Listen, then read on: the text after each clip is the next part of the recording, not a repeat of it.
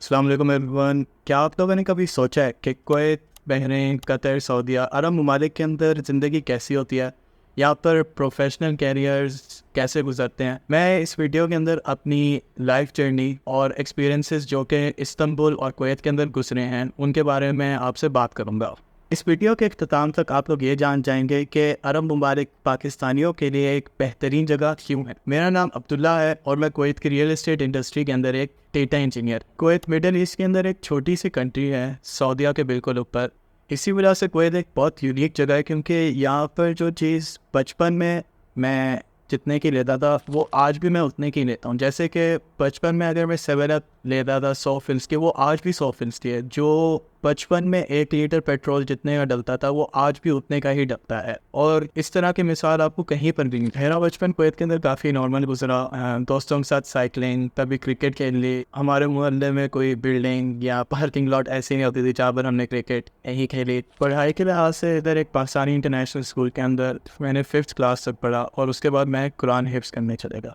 इधर कुरान हिफ्ज़ के जो मदरसे होते हैं वो गवर्नमेंट की रिस्पॉन्सिबिलिटी होते हैं, तो इधर के जो उस्ताद होते हैं वो भी उनकी तरफ से होते हैं और एक निज़ाम होता है प्रॉपर। यहाँ तक हर साल कुवैत की सबसे बड़ी मस्जिद के अंदर एक एग्ज़ाम होता है जिसके अंदर अच्छी परफॉर्मेंस के ऊपर आपको कैश प्राइजेस भी मिलते हैं। तो कुरान हिफ्ज़ करने के बाद वापस स्कूल की लाइफ में एडजस्ट होना थोड़ा मुश्किल काम था, मगर वक्त के साथ अल्हम्दुलिल्लाह मैं एडजस्ट हो गया। और अलजबरा तो बिल्कुल एक अलग लैंग्वेज लगती थी कि कुछ समझ ही नहीं आता था, पर मुझे ऐसे टीचर्स मिले जिन्होंने मेरी मैथ को काफ़ी स्ट्रॉन्ग कर दी। जब तक मेरी यूनिवर्सिटी की बारी आई तो एक अच्छी स्टेबल बेस बन चुकी हुई थी। तो मैंने कुवैत के अंदर FSC अपनी कंप्लीट, काफ़ी यूनिवर्सिटीज़ के अंदर एडमिशन्स दिया और आखिर में कज़न के एडवाइस के ऊपर एक इस्तांबुल की यूनिवर्सिटी के अंदर दाखिला लिया मैं। इसके अंदर मैंने मैकेनिकल इंजीनियरिंग स्टार्ट की। जब मेरा यूनिवर्सिटी का पहला साल मुकम्मल हुआ तो मुझे रियलाइज़ होने लग गया था कि मैकेनिकल इंजीनियरिंग में मेरा कोई दिलचस्प पैदा नहीं हो रहा। जब मैं दूसरे मेजर चेक कर रहा था तो मुझे इंडस्ट्रियल इंजीनियरिंग के बारे में पता लगना शुरू हुआ।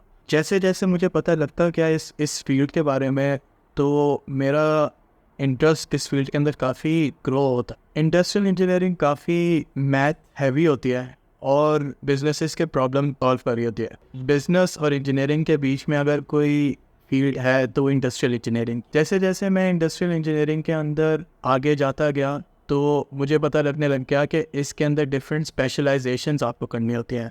जैसे कि आप सप्लाई चेन की फील्ड के अंदर जा सकते हो या फिर प्रोडक्टिविटी की फील्ड के अंदर जा सकते हो, and at the same time तो डेटा की फील्ड देखकर मैं काफ़ी क्यूरियस होने लग गया और मैं इस फील्ड के बारे में और जानने लगा। मेरी स्पेशलाइजेशन भी इसी फील्ड के अंदर। इस सब के थ्रू मुझे इस चीज़ का एहसास हो गया कि फील्ड को चूज़ करना, उसके बारे में रिसर्च करना, फिर उसकी स्पेशलाइजेशन को भी चूज़ करना कितना ज़रूरी है। और जैसे जैसे मैं अपनी कैरियर के अंदर बढ़ रहा हूँ तो मुझे इस चीज़ का और एहसास हो रहा है। इसी वजह से मैं अपनी अगली वीडियोस के अंदर इस टॉपिक की गहराई में भी जाऊँ। इस्तांबुल की ज़िंदगी एक मेरा काफ़ी अच्छा लर्निंग एक्सपीरियंस था क्योंकि मैंने एक नई ज़बान सीखी, एक नई सोसाइटी के अंदर रहना सीखा और उनसे इंटरेक्ट करना सीखा। डिग्री मुकम्मल करने के बाद मैं कुवैत वापस आया और इधर वापस आते ही कोरोना हिट। इसकी वजह से इंडस्ट्री कुछ महीनों के लिए बिल्कुल बंद हो गई। यूनिवर्सिटी के दौरान मुझे इस चीज़ का एहसास हो गया था कि आपको नए स्किल्स सीखने के अंदर, हमेशा कुछ ना कुछ लर्न करने के अंदर ही आपका फ़ायदा है। तो जिस दौरान ये सारी इंडस्ट्री बंद थी, मैं डेटा से रिलेटेड जितने भी लोग थे उन सबको फॉलो करने लग गया। उन सब के थ्रू मैं लर्न करने लग गया कि क्या क्या चीज़ें ज़रूरी हैं इस फील्ड के अंदर। आपको एक जॉब ढूंढने के लिए आप इस चीज़ के अंदर कैरियर कैसे बना सकते हैं, आपको कौन कौन से स्किल्स ज़रूरी है सीखना। जैसी इंडस्ट्री खुली तो इधर एक गाड़ियों की सर्विसेज की कंपनी के अंदर मैंने काम शुरू किया, मगर यह कंपनी गाड़ियों की सर्विसेज कस्टमर्स के घर पे जाके देती थी, जो कि कस्टमर से घर जाके उनके टायर्स, ऑयल फिल्टर बदलते थे। अब ऐसे बिजनेस की मैनेजमेंट और ऑपरेशंस काफ़ी अच्छे होने की ज़रूरत होती है। इसी वजह से मैंने इनका डेटा कैप्चर करने का एक प्रॉपर सिस्टम बनाया है। कस्टमर्स मैनेज करना और आसान होता गया और कस्टमर्स की सेटिस्फेक्शन भी हमारे कंपनी से बढ़ती गई। इस कंपनी की डेटा मैनेजमेंट के साथ साथ मैंने इनके सिस्टम के ऊपर भी काम करना शुरू कर दिया, जिसके अंदर मैं एक ऑनलाइन डेवलपमेंट टीम को हेड कर रहा था। मैं उन लोगों को बताता था कि हमारी टीम के लिए कैसे प्लेटफॉर्म की ज़रूरत है, हमारे कस्टमर्स के लिए कैसे प्लेटफॉर्म की ज़रूरत है। इस कंपनी से एक अच्छा एक्सपीरियंस लेने के बाद मैंने एक रियल एस्टेट कंपनी के अंदर काम करना शुरू किया। हमारे करियर बनाने के लिए सबसे पहले तो आपको इंग्लिश का आना बहुत ज़रूरी है।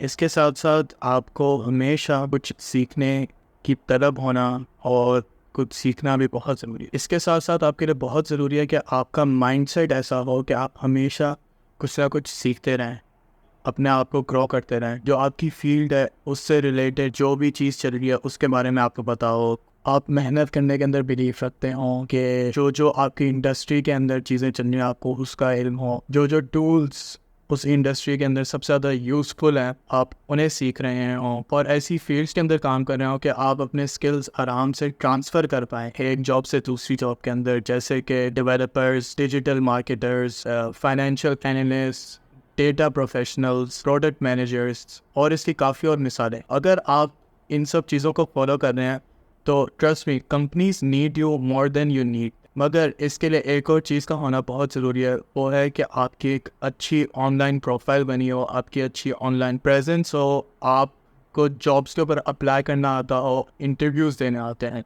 ये सब चीज़ें हम काफ़ी गहराई के अंदर इस चैनल के अंदर कवर करने वाले हैं इंशाल्लाह। जहाँ तक बात है अरब ममालिक के अंदर ज़िंदगी की, तो इधर की ज़िंदगी काफ़ी स्टेबल है, काफ़ी महफूज है और आपको ये चीज़ भी रियलाइज़ होगी कि इधर हर कोई अपने काम से काम रखता है एंड आपकी अपनी मेहनत और कशिश आपकी ग्रोथ करती हैं। इस्लामिक माहौल है, मक्का मदीना यहाँ से पास हैं, इधर खाना हलाल और काफ़ी अच्छे मेयार का होता है, रहना सहना अफोर्डेबल है, बच्चों के लिए अच्छी तालीम का इंतज़ाम है, यहाँ का हर एक इदारा गवर्नमेंट की ग्रिफ्ट के अंदर, तो कोई भी जगह पे आपको किसी किस्म का प्रोपेगेंडा नहीं मिलेगा, एक अमन है इधर के लोगों के अंदर। अब जहाँ तक बात रही मेरी ज़िंदगी की, यहाँ पर मैं डेटा एनालिसिस और इंजीनियरिंग की फील्ड के अंदर एक एक्सपीरियंस प्रोफेशनल बनना चाहता हूँ, इधर की रियल एस्टेट इंडस्ट्री को चैम्पियन करना चाहता हूँ, साथ साथ ऐसे प्रोडक्ट्स बनाना चाहता हूँ डेटा से रिलेटेड जो दूसरी इंडस्ट्रीज़ के अंदर भी फ़ायदेमंद हो और डेटा की सर्विसेज देना चाहता हूँ जिन प्रोफेशनल्स को ज़रूरत हो के थ्रू जो अर्निंग होगी उसको